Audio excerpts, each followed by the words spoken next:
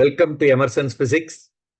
இந்த சேனல்ல NCERT exercise, NCERT எக்ஸாம்பிளருடைய கொஸ்டின்ஸை ரொம்ப சிம்பிளா ஈஸியா புரியுற மாதிரி சொல்யூஷன் கொடுத்துருக்கேன். Definitely it will be useful for your board examination as well as for preparation of entrance examination like NEET and JEE. Please subscribe and follow. இந்த ஃபிகர்ல A, B, C அப்படின்னு மூணு figure show. It shows refraction of ray in air incident at an angle C. இது ஏர்ல இருந்து class போகுது. Refracted angle is 35 degree. Light travel from rarer to denser. It bends towards normal. So in the diagram, second case la, so with the normal to glass and air and water to air interface respectively. இதுல air ல இருந்து water போகுது, இதுல air ல இருந்து glass போகுது. Anyway, rarer to denser, இங்க angle of incident கொடுத்தாச்சு, angle of refraction கொடுத்தாச்சு. Okay, predict angle of refraction in glass when angle of incident in water is 45 degree. ரொம்ப சிம்பிளான கொஸ்டின். இதுல R என்னன்னு கேட்குது. இதுதான் கொஸ்டின். வாட்டர்ல இருந்து கிளாஸுக்குள்ள போகுது, அதேதான் rarer to denser. சோ இதுல நீ தனித்தனியா ரிஃப்ராக்டிவ் இண்டெக்ஸ் கண்டுபிடிச்சிடணும். எப்படி? Refractive index of glass with respect to air ன்னு பேரு. ஃபார்முலா என்ன? sin I by sin R. அப்போ sin 60 by sin 35. sin 60 நமக்கு தெரியும் √3/2. sin 35 வந்து 1/2 ஓட கொஞ்சம் 1/2 ஓட கொஞ்சம் அதிகமா இருக்கு. எக்ஸாக்டா வேல்யூ சொன்னேன்னா sin 35 வந்து பாயிண்ட் அவன் எடுத்திருக்காங்க 0.57. இதை கால்குலேட் பண்ணா ரிஃப்ராக்டிவ் இண்டெக்ஸ் ஆஃப் கிளாஸ் கிடைச்சிச்சு 1.5.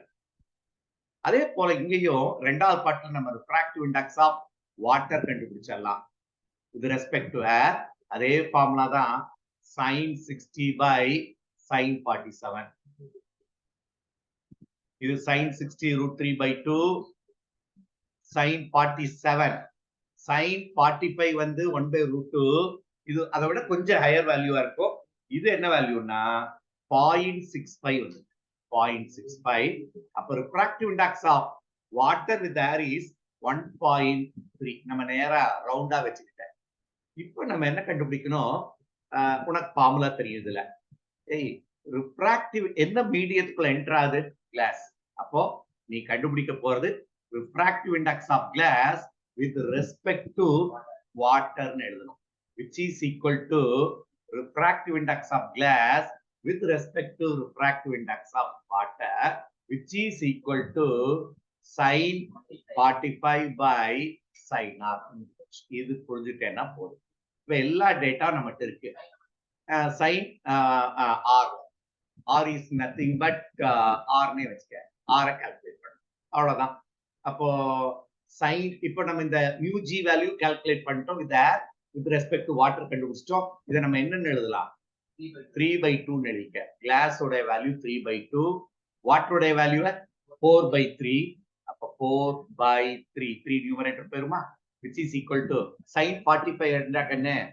1/√2 into sin R. sin R வெளியே எடுத்துருவோமா? sin R will be so 8/9 into √2. அவ்வளவுதாங்க. இதை நீ கால்குலேட் பண்ணேன்னா you will get the answer approximately. நான் இதை ஆக்சுவலி இது ஒரு not coming in the regular number. நம்ம 45 அது மாதிரி வரல. It's comes around R will be comes around 40 degree. So எக்ஸாக்டா சொன்னோம்னா 38.2 டிகிரி வரும் if you calculate this. Are you clear about this? So understand பண்ண வேண்டியது கான்செப்ட் தான். இது மாதிரி வேக் நம்பர்ஸை கொடுத்தாகும். sin 35 வேல்யூ கொடுக்கணும், sin 47. இது அப்ராக்சிமேட்டா நம்ம போடலாம். Will come around 40 degree.